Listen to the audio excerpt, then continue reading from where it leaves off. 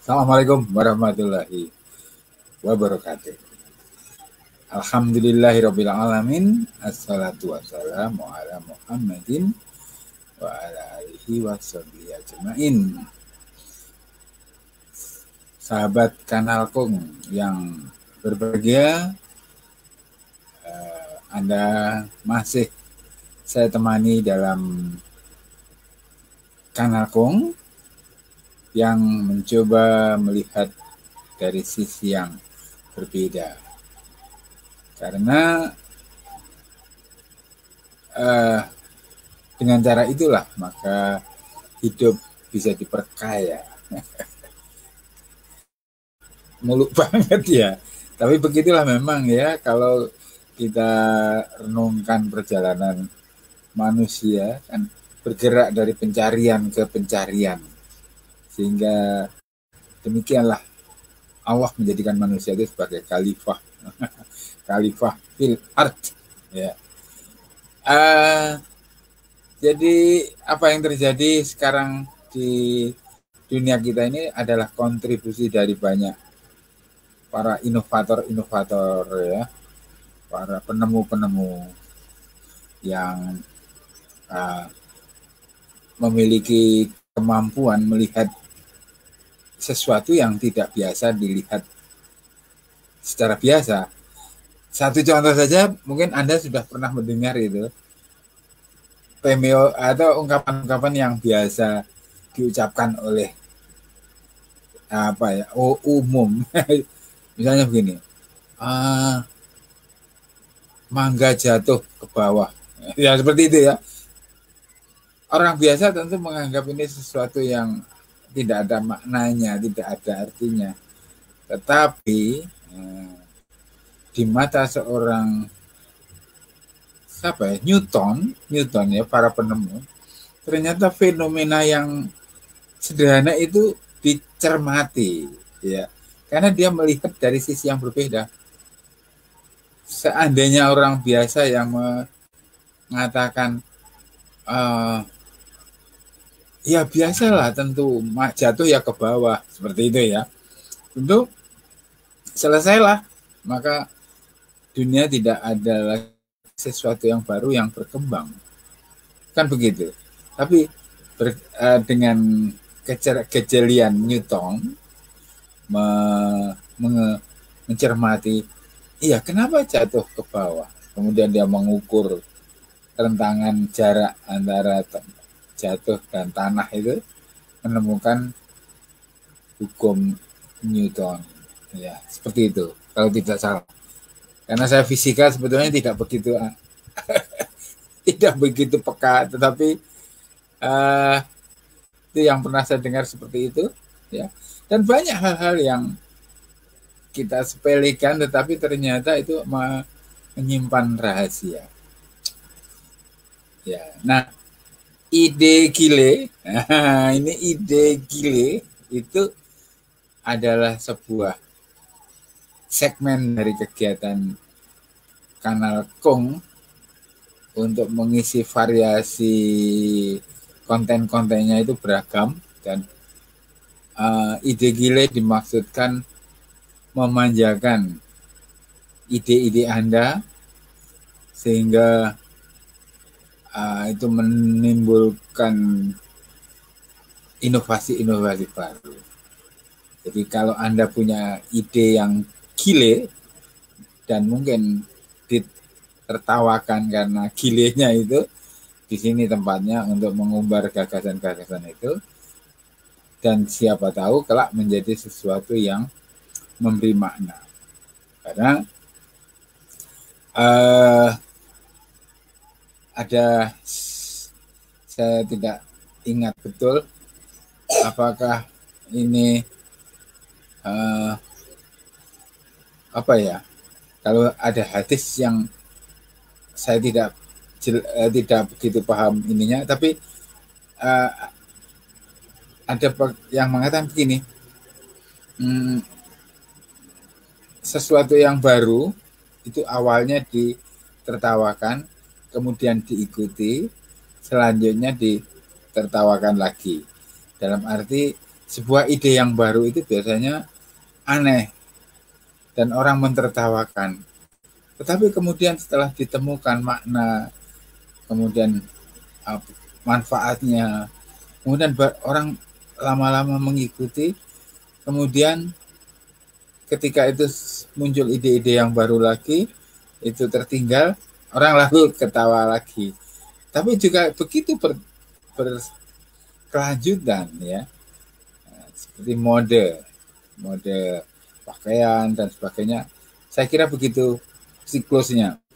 Nah, kali ini ide gile, nanti saya harap Anda juga ingin mengisi acara ini, ya.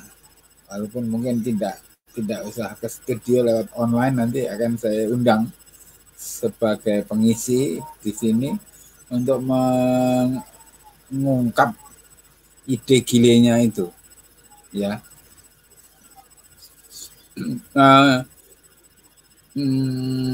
Yang ingin saya sampaikan pada ide gile sekarang ini sebenarnya kelanjutan dari tayangan-tayangan sebelumnya kemarin dan beberapa hari yang lalu tentang mengapa ya sekolah itu tidak membuat sebuah museum. Ya. Ide ini sudah saya sebar kemana-mana, termasuk di Facebook ada halaman khusus ya, yang saya beri nama seandainya bla bla bla bla membuat museum, seperti itu ya. Tetapi memang ide ini gile dan tidak apa ya, mungkin tidak terlintas dalam pemikiran banyak orang tentang ini, tetapi ya tidak salah juga kalau saya menyampaikan. Satu dua mesti ada yang tergelitik untuk mencermati, kemudian bisa juga menginspirasi. Begitulah. Jadi kembali ke apa yang ingin saya sampaikan lewat ide gile ini adalah ini, mengapa sekolah tidak membuat museum? Loh, mungkin sekolah kok museum itu gimana tuh? Nah, jadi sekolah itu kan sudah menjalani perjalanan yang panjang, mulai dari berdiri, kemudian ada sekolah yang berubah berubah bentuk dari sekolah kejuruan, sekolah umum menjadi kejuruan, atau sekolah kejuruan ini menjadi ini dan seterusnya. Kemudian berganti-ganti nama, tetapi tetap di situ. Artinya ya katakan itu sekolah dasar atau sekolah yang lain ya, itu sudah melewati perjalanan yang panjang dan boleh jadi juga mengalami sebuah evolusi yang sangat luar biasa. Tetapi jarang pemangkunya itu memikirkan mengabadikan perjalanan itu di dalam sebuah unit yang berkelanjutan, menyimpan apa-apa yang mempunyai nilai dan bisa menjadi sumber pembelajaran. Satu misal saja ya, sebuah sekolah dasar yang sudah berdiri sejak zaman Belanda ya. Ini sangat menarik tentunya karena saya mengalami bersekolah di sekolah yang dulunya itu sekolah Belanda. Pertama dari segi arsitektur, jendelanya besar, tinggi ya, kemudian terbuat dari kayu. Belum lagi nanti ada bangku-bangku yang khas ya, yang sekarang rupanya sudah tidak ada lagi, hanya beberapa saya melihat itu sekolah yang memiliki bangku seperti itu. Nah, bangku yang lama itu ya, di tengahnya ada lubang tempat cangkir dari gelas yang isinya adalah tinta. Jadi nanti secara berkala guru akan mengisikan tinta ke gelas itu dan anak-anak menuliskan dengan pen ya. Dulu namanya pen kodok. Dicelupkan di situ dan menulis. Nah, untuk mengisap tinta yang belum kering itu menggunakan kapur tulis. Ini buat sementara banyak orang hal yang biasa yang tidak perlu dikenang, tidak perlu. Tetapi jika ada seorang yang visioner di situ, tentu lain persoalannya, ya. Misalnya dia menyimpan satu saja dari apa-apa yang ada di situ, tidak diloakkan atau dihilangkan, disimpan, kemudian dihimpun dalam secara baik, secara cermat, dicatat, kemudian ditempatkan di satu tempat khusus ya. Setelah melewati masa yang panjang, ini akan menjadi sebuah khasanah tempat belajar. Tidak saja bagi orang luar yang datang, tapi bagi murid-murid juga akan menjadi sebuah pembelajaran. Dan guru tidak hanya secara tradisional berdiri di depan kelas dengan bercerita, dengan menyampaikan materi, tetapi bisa juga menggunakan fasilitas ini menjadi sebuah sumber belajar atau disebut juga learning resources center. Ya, jadi. Nah, sekarang mari kita bayangkan berimajinasi ya. Sebuah sekolah yang berdiri tahun ya katakan 50 ya. Itu mesti ada peninggalan-peninggalan yang diwariskan oleh para pendahulu sekolah itu, entah itu berupa foto-foto, entah itu berapa perabot-perabot, entah itu berapa buku-buku, entah apa saja, termasuk misalnya buku induk, catatan siswa, rapot, ijazah, dan sebagainya, stempel sekolah, dan sebagainya. Pada saatnya semua benda-benda sepele itu akan menjadi bernilai yang luar biasa. Nah, betapa tidak, bayangkan saja sekolah yang sudah melewati usia 50 tahun ya. Tentu para alumninya sebagian ada yang bernostalgia. Wah, saya dulu sekolah di sana, ingin napak tilas lihat sana. Ketika dia ke sekolah masih bisa menemukan namanya tertulis di buku induk. Dia bisa melihat foto guru-gurunya dulu. Dia masih bisa duduk kembali di terima kasih Pak Purwa dari Bandung kalau nggak salah. Jadi dia akan sangat bangga ketika dia berselfie ria di sekolahnya dulu, duduk di bangku kuno, kemudian berdiri di sebelah potret almarhum kepala sekolahnya dulu. Bayangkan kalau yang demikian itu seorang pejabat tinggi. Katakan dia nggak usah presiden lah, seorang menteri. Pengalaman itu tentu sangat mengesankan, menyentuh perasaannya, dan dia tidak akan rela meninggalkan sekolah itu pulang ke Jakarta, misalnya kedudukannya di Jakarta, begitu saja.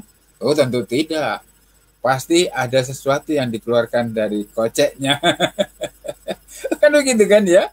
Wah, saya berterima kasih sekali bahwa apa-apa yang terjadi di sini masih tersimpan rapi, dan saya berharap Bapak menjaga ini sebagai sebuah kekayaan, dan untuk itu saya menyumbang satu buah ruangan untuk museum. Pernahkah Anda membayangkan atau berpikir seperti itu? Jika tidak, maka saya ajak Anda untuk mulai sekarang berpikir dengan ide gile ya di acara ini. Ataupun kalau tidak mengenai sekolah atau hal-hal yang lain yang mungkin orang lain menganggap gile, bisa Anda tuangkan di sini. Hubungi saya untuk saya tampilkan sebagai tamu dengan ide gile Anda. Ya. masih akan berlanjut tentang museum sekolah. Teman-teman, ya, kecuali yang sudah melompat jauh di dalam pengelolaan pendidikan di sekolahnya, maka tidak banyak sekolah yang berinovasi dengan pendekatan-pendekatan baru. Bisa jadi bukunya paket baru, ya itu memang setiap saat harus berganti. Walaupun kita lihat buku paket itu banyak tersimpan di gudang tidak terpakai, masih baru, ya. Lalu untuk apa ketika buku-buku itu tidak dipakai, kemudian masih diproduksi baru dan dapat jatah lagi? Bukankah ini sebuah pemborosan yang besar sekali? Sementara dana-dana itu sebetulnya bisa digunakan untuk hal yang lain.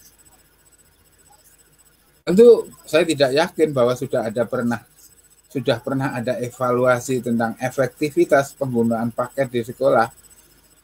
Seberapa besar pemborosan yang berlangsung dengan buku-buku itu, ya.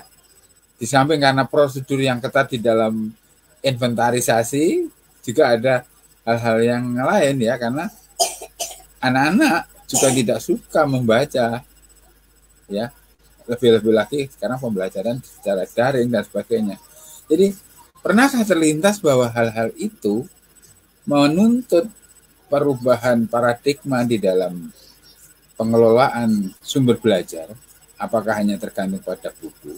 Nah, seperti itu. Ya.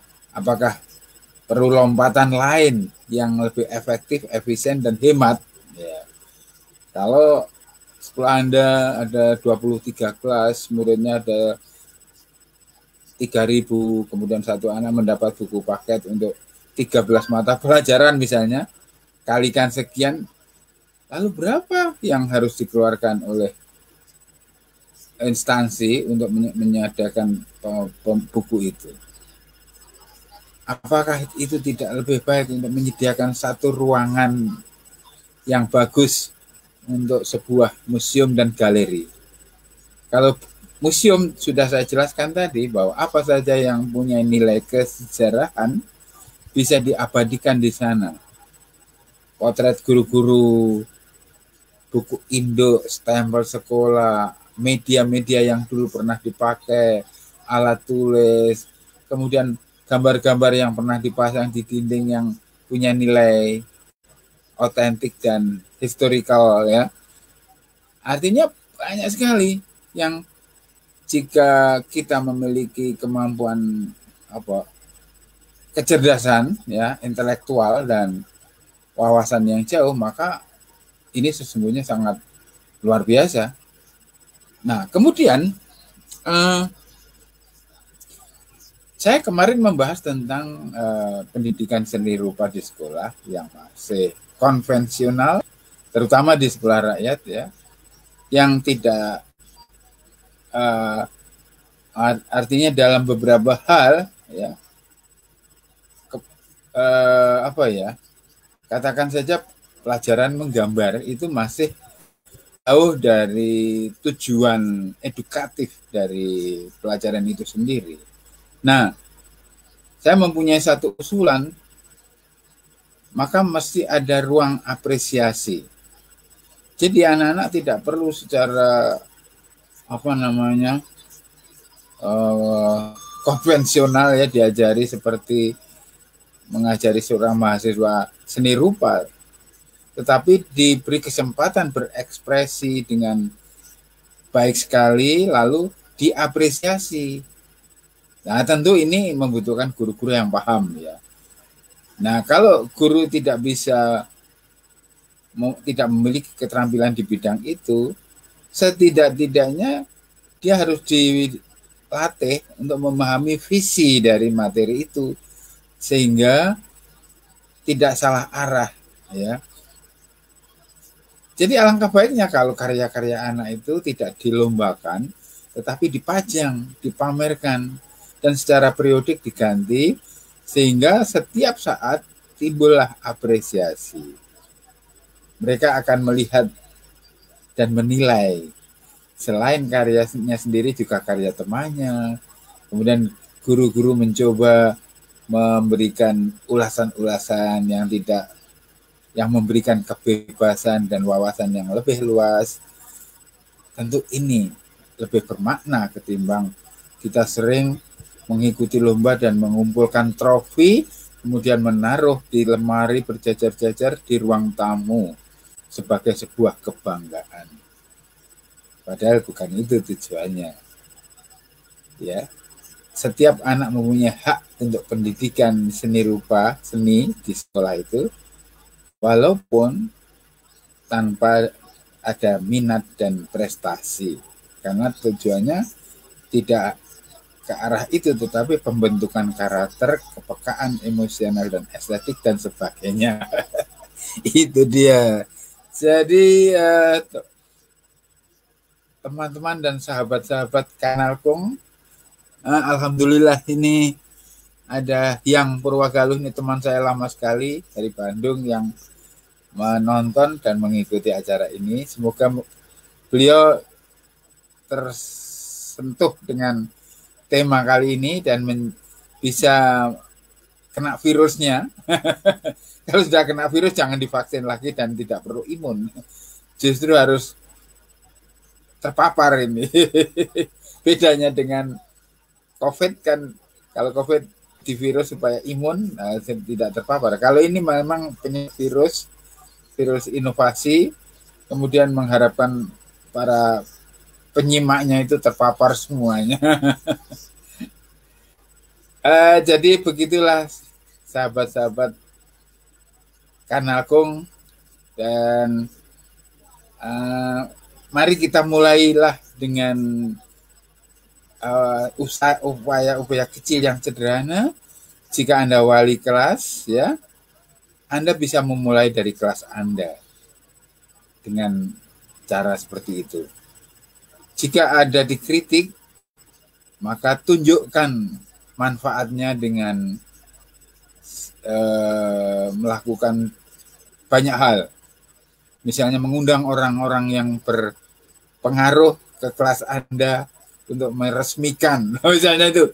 Nanti ketika orang itu memberikan wawasan, wah ini Pak Guru, ini bagus sekali. Nah, nanti tentu yang lainnya akan terpengaruh.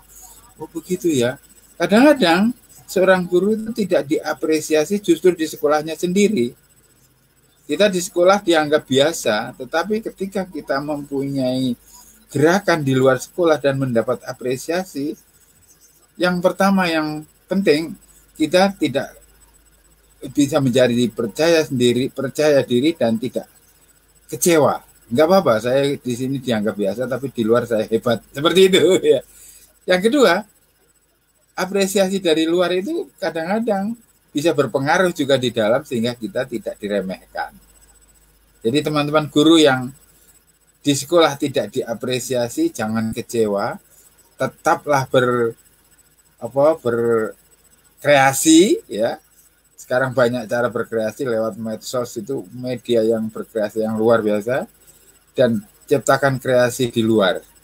Nanti Anda tunjukkan pencapaian Anda itu di dalam melalui cara-cara yang elegan. Jadi bukan arogan, ya gitu ya. Jadi moga-moga ini bisa menyemangati saudara-saudara, dan sebelum tidur nanti terbawa mimpi, dan sesudah mimpi harus bangun mewujudkan mimpi itu menjadi realitas. Assalamualaikum warahmatullahi wabarakatuh. Kanal Kung melihat dari sisi yang baru.